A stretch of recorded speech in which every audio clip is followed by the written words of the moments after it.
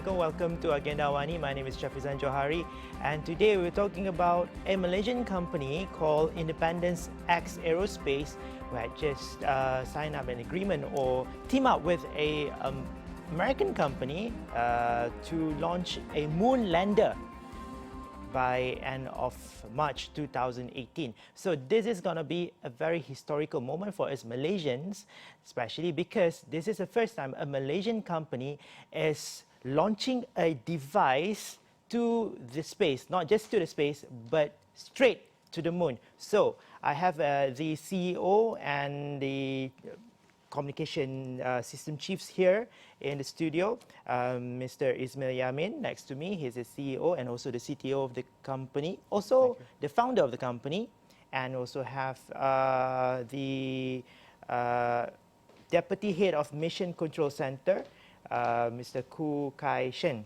Welcome to the studio. Okay, we also have on the Skype we have Mr. Ali Al-Sheikh. He's the communication system chief, but Ali gonna join us later, the second block. But my first question is to the CEO, Ismail. All right, so this is your, the competition started back in 2007, and this is 2017. So you started this mission, the Google Lunar X Prize mission. So the competition is about the Google Lunar X Prize, where Google had approached all the aerospace technologists like yourself to launch a moon lander to the moon. So can you just brief us a bit the whole process from then till now? Okay. Yeah. Thank you very much for inviting us here. My name is Ismail Yamin. So the whole idea of us joining this competition is to be a catalyst for us to go to the next step that we have always planned for. Initially, when we started the project, even before joining Google Lunar X Prize, we were actively involved in rocket building since 2003 as a special interest group. So we were gaining a lot of successes in building 3 different models, and we won gold medals in Europe. Using that credentials, we managed to be accepted into the competition called the Google Lunar X Prize in 2008. Okay. So among all the 32 other teams worldwide. So what Google is doing is actually throwing out the challenge to global entrepreneurs, engineers, and private companies to build and send a robotic spacecraft onto the lunar surface by end of the deadline, purely on private funding. So this is quite a very difficult feat to achieve because traditionally only government agencies has been doing such a feat, where it costs almost $1 billion. So when we as a company wants to do this kind of project, we would like to look at all innovative and possible solutions using off-the-shelf components. More cost effective. More cost effective. So this is what Google is trying to push through this challenge. And we have been learning from scratch, both on technical and also on the economic part of the project, which is fundraising and build businesses around it to make sure we can fund the entire project. So we have taken a lot of different approaches towards the project. So we mentioned about cost-effective, more cost-effective measures. Can you maybe explain a bit there?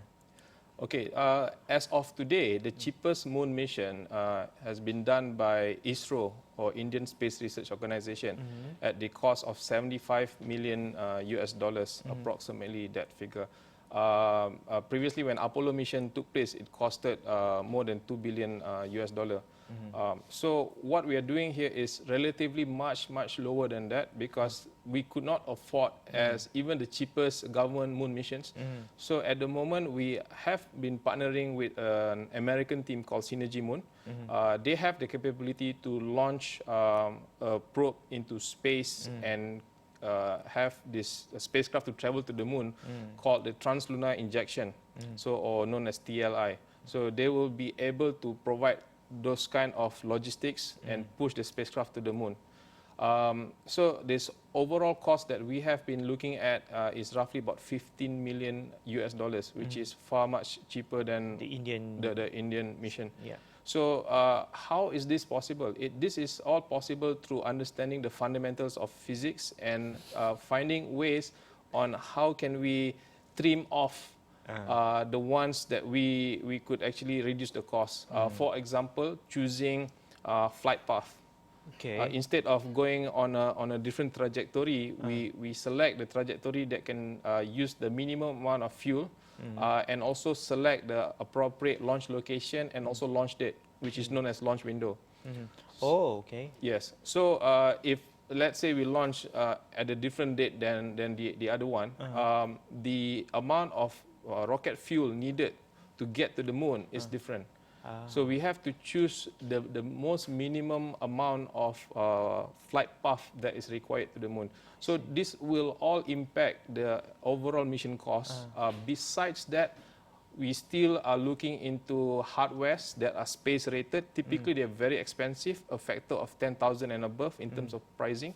What we are doing is simply taking off-the-shelf components and provide it with necessary enclosures or casing, we call it, to protect it from harsh space environment like radiation. Okay.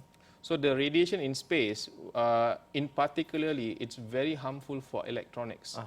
The moment when electronics are being bombarded by radiation, like you have gamma rays, you have ions, protons hitting the electronics, the electronic will be malfunctioning. So how do we get around that? Typically in the industry, they will use a kind of component called radiation-hardened chips, which are very expensive and they are space-rated. So what we do is, instead of using the expensive chips, because we cannot afford in the long run and large scale, so what we do is typically we'll buy the ordinary off-the-shelf microcontrollers or onboard computers. On the shelf. Off the shelf. Off the shelf. Off the shelf. And we provide with the necessary protection through a casing design. So is this the first time ever any what we call space technologists will be launching a moon lander using all this, cheap, I would say cheaper stuff? Actually, no private companies in the world has ever achieved a successful moon landing yet. All of them are fully government backed. So I would say yes, no private companies has ever done this. If this is carried out by end of this March, it will be a huge breakthrough for businesses worldwide. People will be looking at launch services and logistics towards the moon, and it will be a huge business opportunity, because moon can also be seen as an outer space outpost, meaning it's another station in space that enables you to travel to the entire solar system and beyond. We have to take our first break, and then when we come back, we'll talk to Kai Sheng. Quite silent over there. And also in Singapore, we have over Skype Mr. Ali Sheng. Don't go away. Bye-bye after this.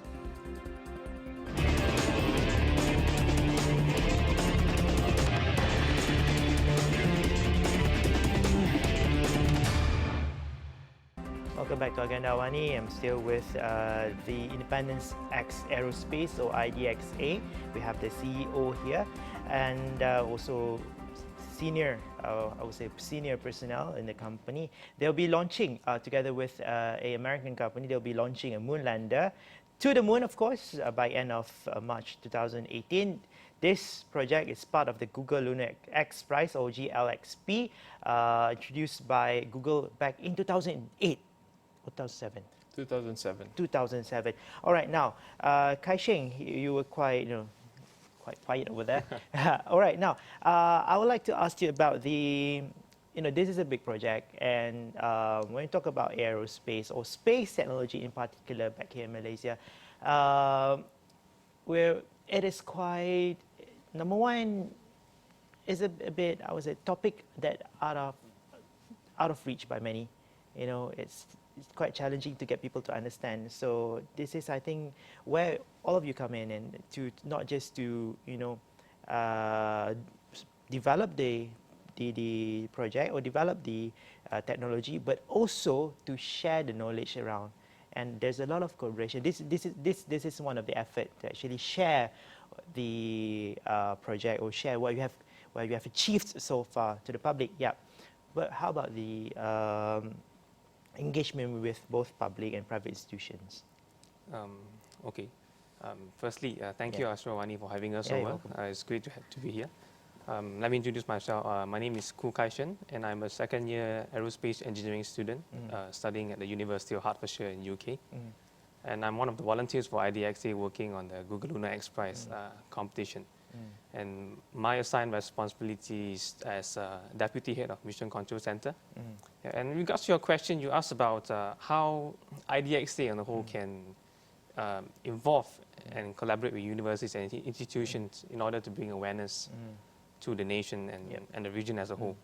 And yeah, that's true. You know, IDXA is very open to collaborate with institutions and universities. Well, in the past, ISME and its previous team has organized, exhibitions, road shows, and talks with university students. And one of them were like, a space-related and space-themed lunar building competition. And like Taylor's University was one of them. And for the near future, what we hope here at IDXA, what we can do is we hope to organize these events on a larger scale with a more holistic approach, more fun and more engaging, with the ultimate goal of inspiring the young to be, curious and to spark their imagination in the career of science and technology. It's all start with questions. What do you have here? I mean, it's all start with question. From question you have like curiosity, and then there's all the science and technology come in. Yes. So I'm a bit curious. Why would you send something to the moon? Of course, from business point of view, you've just you have explained it. It's going to be a good hub for human to actually explore the solar system. But you also need to know the kind of material that you have back in the moon. So that is why a moon lander and a rover, moon lander carrying a rover is important. Also, I was told that the moon lander, your technology, are equipped with camera, where it is also a challenge by Google Lunar X Prize to actually using your technology to send photos back to Malaysia or to your center. So on the Skype now is Mr. Ali Al-Sheikh. He might answer the question. He's a communication system chief. Hello, Ali. Yeah, hi. All right. So you developed the IDXA. You and your colleagues developed the communication system. So can you explain the whole thing? Okay, sure. First, let me introduce myself. My name is Ali Al-Sheikh.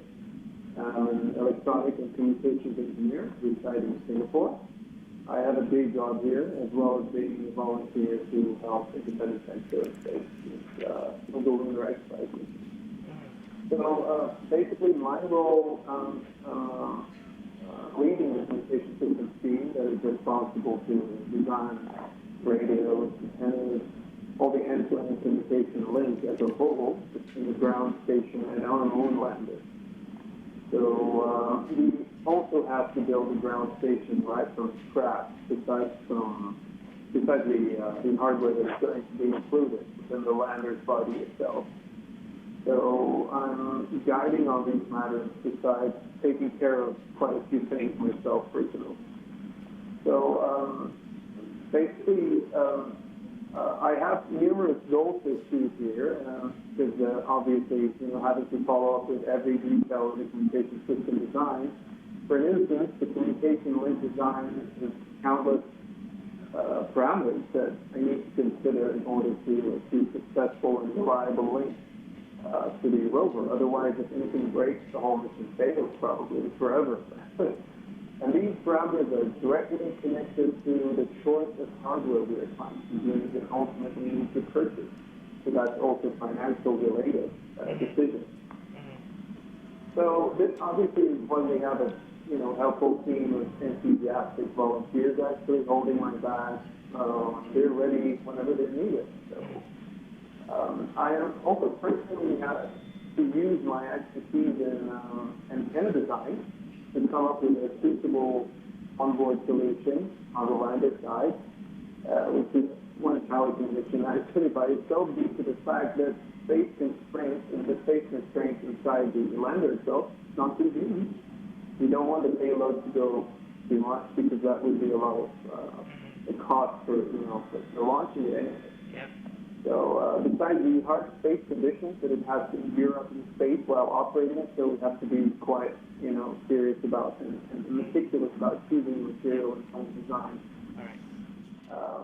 And the last thing is we also have to design a complete ground station from the bottom up, including the radios and new vision and a full-fledged operations center as well, which is why we also cooperate with other teams in the defense sector. Because the thing is, Malaysia does not really have units dedicated to perform near or deep space communications yet, which is why that's the only way you can do it, is to build one from scratch, and there are lots of logistical issues, and since many of the constituents of these systems have to be imported to Malaysia with a lot of restrictions. Ali, I have to go back to Izmir and Kai-Sheng here. Thank you very much for joining in. I hope I can see you sometime soon. Yeah, sure. All right. Thanks, Ali. All right, we have to take our second break, and when we come back, we'll be joining, Kai-Sheng and Izmir. They have some, secrets they want to share after this.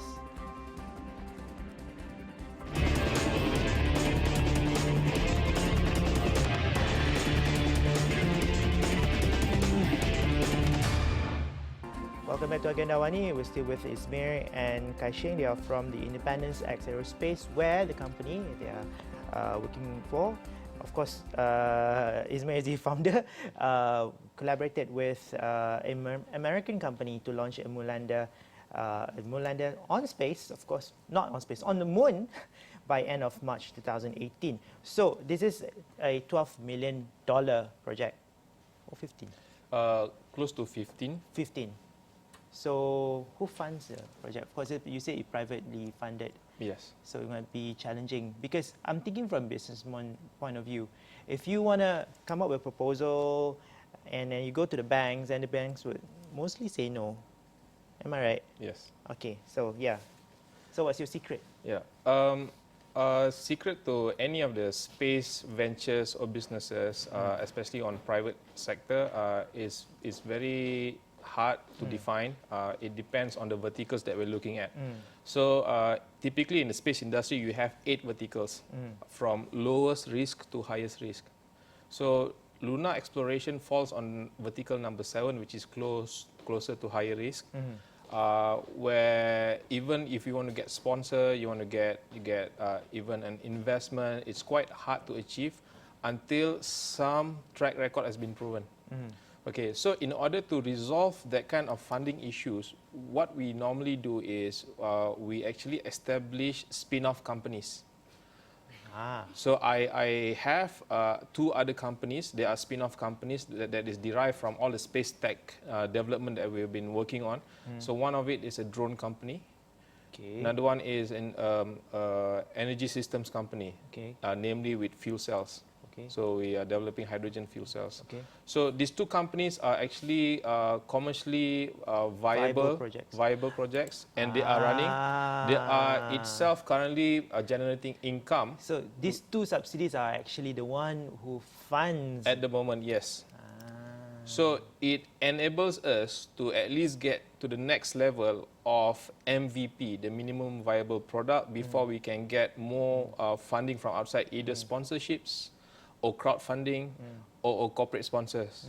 So we have quite an achievement in those areas in terms of getting an outreach to those corporate companies and also private entities to be interested in what we are doing, because the traction is there already. We have proven ourselves across these close to 10 years in terms of joining the competition and also developing space hardwares. So in fact, when we joined through the competition, being top 16 as of end of last year, we were vetted through by 8 highly qualified space judges from all across the world, especially from NASA and European Space Agency. So that has led us to creating a lot of indigenous, Malaysian-made and design together with our members that are international. Indigenous technologies. Indigenous technology. Oh, really? Of course, we have to thank some of our international members as well. They are bringing forward their expertise in sharing. So this is on a larger picture. This is not just about Mulanda. This is all about building the whole new industry ecosystem. Yes, exactly. Wow. Exactly. Why we are doing the Google Lunar Express is simple. We wanted to get this competition as a catalyst to gain interest from the public and also the institutions, namely corporates and universities. So we want that interest to come forward. Okay. So coming back to interest from the public and that, Kai Sheng, study happily in the UK, second year student, and then volunteer for the project. You see, I mean, you're the next generation. See, when we, the Gen I, you might be the Gen earlier for me, expires, and you'll be you're the one gonna hit this. How is it gonna be like? Well, yeah, you see, that's true. You see, as a student, from a student's point of view and his perspective, you see, we all hope, as the next generation to take the lead in the country, in Malaysia, we all desire things to turn out well for our country, you see, in terms of Malaysia's technological capabilities. No, not just that, but in the social advancement, in the economy, we want all this to move forward, right? And this is where I think science and technology plays a very critical role in pushing our nation towards a first world country. See, and with IDXA booming and more industries coming out, we see this, like my CEO there said, that it's a catalyst for industry building country to spark among people and industry across the world. And yes, it takes time because if you talk about space technology, it's still a relatively new topic in Malaysia. So it will take time before the public understands and realizes. But the kind of spin-off that you are able to emerge from this project is magnificent. You see the kind of not just the interest, but also the what you call the supporting, I would say, supporting technologies which were indigenously built here in Malaysia. How many partners in total you have? At the moment, the official partners that we have displayed on our website is about 4 partners, 4 industrial partners. And the number is expected to grow. And how many people are benefiting from this? Actually, in total, we have roughly about 600 sign-ups as of today of volunteers that have signed up on our website. The ones that are currently working on the project hands-on, we have FaceTime, we have remote collaboration. This is directly, This is directly roughly about close to 100 to 200. Indirectly? Indirectly, the ones that the remaining 400 volunteers. Yes. So we have garnered that kind of interest easily because of this competition. Okay. My last question. We are about to actually, end the program. But before we go, $15 million. Would it exceed $15 million? The cost of the project. Okay. We believe we can do it within that budget because bulk of the launch will be the cost, and then second you have the ground stations and communication, and lastly you have the lander probe. So the difficulties are all within this area, but we are quite confident we can do it within the constraint. Thank you very much, Ismail Amin, the CEO of IDXA. Also, Kai Sheng. Kai Sheng is the Deputy Head of Mission Controller. Over the Skype just now, we had Ali Al-Sheikh in Singapore. They are from IDXA, who will be participated in the Google Lunar, who is actually participating in the Google Lunar Express, and they will be launching a moon lander straight to the moon, of course, in March 2018. I wish you all the best. Come to us back in maybe near to March 2018. You'll be busy, but we know we need some update from you. Thank you again for watching. Stay tuned on our social media. We are on Facebook, Twitter, YouTube, and Instagram, and follow us on AWANI.com.my. I'm Syabzan Johari, signing off.